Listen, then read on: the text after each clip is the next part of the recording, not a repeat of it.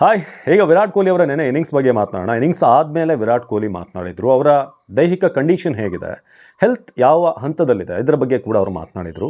ನಾವು ಕೂಡ super TV ಕನ್ನಡದಲ್ಲಿ ಒಂದು ವಿಚಾರವನ್ನು ಕ್ಲಿಯರಾಗಿ ಹೇಳಿದ್ವಿ. ಇಂಪ್ಯಾಕ್ಟ್ ಪ್ಲೇಯರಾಗಿ ಆಡ್ತಾರೆ, ಫೀಲ್ಡ್ ಮಾಡಲ್ಲ ವಿರಾಟ್ ಕೊಹ್ಲಿ ಅಂತ. ಆರಂಭದಲ್ಲಿ ಇದು ಆ್ಯಂಕಲ್ ಇಂಜುರಿ, ಹಿಮ್ಮಡಿ ಅಂತಿತ್ತು. ಬಟ್ ಅವರೇ ನೆನ್ನೆ ಹೇಳಿದ್ದು ನೀ ಇಂಜುರಿ ಅಂತ.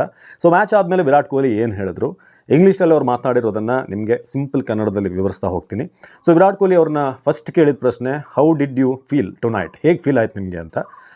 Much better than the last game. ಅಂದರೆ ಹಿಂದಿನ ಗೇಮಲ್ಲೇ ಅವ್ರಿಗೆ ಸ್ವಲ್ಪ ದೈಹಿಕವಾಗಿ ಸ್ಟ್ರೆಸ್ ಇತ್ತು, ಸ್ಟ್ರೈನ್ ಇತ್ತು. But still I am not 100% ಅಂತ ಕೂಡ ಹೇಳ್ತಾರೆ. ಮೈ ನೀ ವಾಸ್ ಬಿಟ್ ಸೋರ್ ಲಾಸ್ಟ್ ಗೇಮ್. ಅವರ ಮಂಡಿ ಏನಿದೆ ಸ್ವಲ್ಪ ಲಾಸ್ಟ್ ಟೈಮಲ್ಲಿ ಸ್ವಲ್ಪ ಸಮಸ್ಯೆ ಕೊಡ್ತಾ ಇತ್ತು. ಸೊ ಹಾಗಾಗಿ ಒಂದಷ್ಟು ವೆದರ್ ಕೂಡ ಏನಿದೆ ತುಂಬ ಹೀಟ್ ಇದೆ 4-5 ದಿನಗಳಿಂದ. ಸೊ ಡಿಹೈಡ್ರೇಷನ್ ಆಗ್ತಿತ್ತು ನನಗೆ. So just getting back to my best, ನನ್ನ ಬೆಸ್ಟ್ಗೆ ನಾನು ವಾಪಸ್ ಆಗ್ತಾ ಇದ್ದೀನಿ. ಇವತ್ತು ಕೂಡ ಸ್ಟಾರ್ಟಿಂಗ್ ಚೆನ್ನಾಗಿ ನಾನು ಸ್ಟಾರ್ಟ್ ಮಾಡಿದೆ. So I was happy with my intensity. ನನ್ನ ಇಂಟೆನ್ಸಿಟಿ ಬಗ್ಗೆ ತುಂಬ ಒಂದು ಆಟದ ಗೇಮ್ ಇಂಟೆನ್ಸಿಟಿ ಬಗ್ಗೆ ಖುಷಿ ಇತ್ತು. ಜೊತೆಗೆ ನಾನು ಚೆನ್ನಾಗಿ ಸ್ಟಾರ್ಟ್ ಮಾಡಿದೆ. ಏನು ಅದನ್ನು ಕ್ಯಾರಿ ಮಾಡಬೇಕು, ಗೇಮನ್ನು ಫಿನಿಷ್ ಮಾಡಬೇಕು ಅನ್ನೋದು ನನ್ನ ತಲೆಯಲ್ಲಿತ್ತು, ಕೊನೆವರೆಗೂ ಆಡಬೇಕು ಅಂತ. ಸೊ ಹಾಗೆ ಪಿಚ್ ಬಗ್ಗೆ ಅವರು ಮಾತನಾಡಿದರು. ಚಿನ್ನಸ್ವಾಮಿ ಪಿಚ್ ಯಾವಾಗಲೂ ಕೂಡ ರನ್ ಫೀಸ್ಟ್ ಆಗಿರುತ್ತೆ. ಬಟ್ ನೆನ್ನೆ ಪಿಚ್ ಸ್ವಲ್ಪ ಸ್ಲೋ ಇತ್ತು ಪಿಚ್. ಹಾಗಾಗಿ ನಾವು ತುಂಬ ವಿಕೆಟ್ಗಳನ್ನು ಕಳ್ಕೊಳ್ಳೋದು ಬೇಡ ಇನಿಷಿಯಲಿ ಅಂತ ನೋಡ್ಕೊಂಡು ಆಡಿದ್ವಿ. At the end should have probably ನಾನೇನಿತ್ತು ಫಿನಿಷ್ ಮಾಡಬೇಕಾಗಿತ್ತು, ಆದರೆ ಆಗಲಿಲ್ಲ. ಬಟ್ ಸ್ಲೋವರ್ ದ್ಯಾನ್ ನಾರ್ಮಲ್ ಇತ್ತು ಈ ಪಿಚ್ ಅಂತ ಕೂಡ ಅವ್ರು ಹೇಳ್ತಾರೆ. ಜೊತೆಗೆ ಇಟ್ ವಾಸ್ ಎ ಡಿಫ್ರೆಂಟ್, ಹಾಗೆ ಒಂಥರ ಡಿಫ್ರೆಂಟ್ ಅಟ್ಮಾಸ್ಫಿಯರ್ ಇತ್ತು. ಅಂದರೆ ಪಿಚ್ ಕಂಡೀಷನ್ಸ್ ಬೇರೆಲ್ಲವೂ ಕೂಡ ನೋಡಿದ್ರೆ ಸ್ವಲ್ಪ ಡಿಫ್ರೆಂಟ್ ಆಗಿತ್ತು. So take the game away from the opposition. First 5 ಓವರಲ್ಲೇ ಅವರಿಂದ ನಾವು ಗೇಮನ್ನು ಕಿತ್ಕೋಬೇಕು ಅನ್ನೋದು ನಮ್ಮ ಕಡೆಯಿಂದ ಇತ್ತು. ಸೊ ಆ ಒಂದು ಪ್ಲ್ಯಾನನ್ನು ಮಾಡಿದ್ವಿ. ಜೊತೆಗೆ ನನ್ನ ಅಪ್ರೋಚ್ ಬಗ್ಗೆ ನನಗೆ ಖುಷಿ ಇದೆ ಅಂತ ಕೂಡ ಹೇಳಿದ್ದಾರೆ.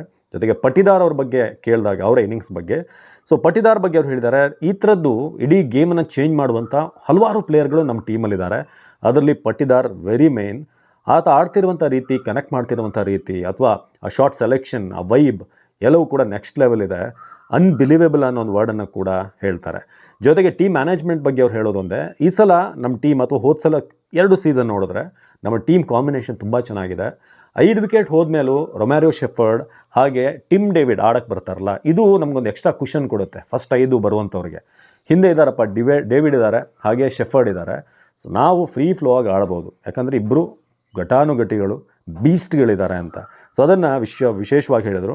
ಜೊತೆಗೆ ಕೃನಾಲ್ ಪಾಂಡ್ಯಾಗೆ ಇನ್ನೂ ಬ್ಯಾಟಿಂಗೇ ಸಿಕ್ಕಿಲ್ಲ, ಇನ್ನೂ ಕೂಡ ಪ್ರಾಪರಾಗಿ ಕೃನಾಲ್ ಪಾಂಡ್ಯಾಗೆ ಬ್ಯಾಟಿಂಗ್ ಸಿಕ್ಕಿಲ್ಲ ಅಂತ ವಿರಾಟ್ ಕೊಹ್ಲಿ ಹೇಳ್ತಾರೆ. ಜೊತೆಗೆ ಸಿಚುವೇಷನ್ಸ್ ಎಲ್ಲ ಗೇಮಲ್ಲೂ ಕೂಡ ನಾವು 230, 240 ಹೊಡಿತಾರೆ ಅಂತ ಹೇಳೋಕ್ಕಾಗಲ್ಲ, ಹೊಡಿತೀವಿ ಅಂತ. ರನ್ಗಳು ವೇರಿಯೇಷನ್ ಆಗ್ತಾ ಇರುತ್ತೆ ಅನ್ನೋದ್ರ ಬಗ್ಗೆ ಕೂಡ ಹೇಳಿದರು. ಸೆಕೆಂಡ್ ಹಾಫ್ ಆನ್ವರ್ಡ್ಸ್ ಸ್ವಲ್ಪ ಟೈಟ್ರ್ ಆಗುತ್ತೆ ಸಿಚುವೇಷನ್ಗಳು, ಪ್ರೆಷರ್ ಸಿಚುವೇಷನ್ ಬರುತ್ತೆ ಸೆಕೆಂಡ್ ಹಾಫ್ ಆದಮೇಲೆ. ಅಂದರೆ ಫಸ್ಟ್ ಒಂದು ಸೆಟ್ ಆಫ್ ಗೇಮ್ ಆದಮೇಲೆ ಸೆಕೆಂಡ್ ಇದರಲ್ಲಿ ಪ್ರೆಷರ್ ಇರುತ್ತೆ.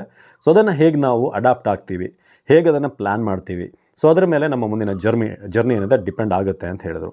So as I said, I am trying the best.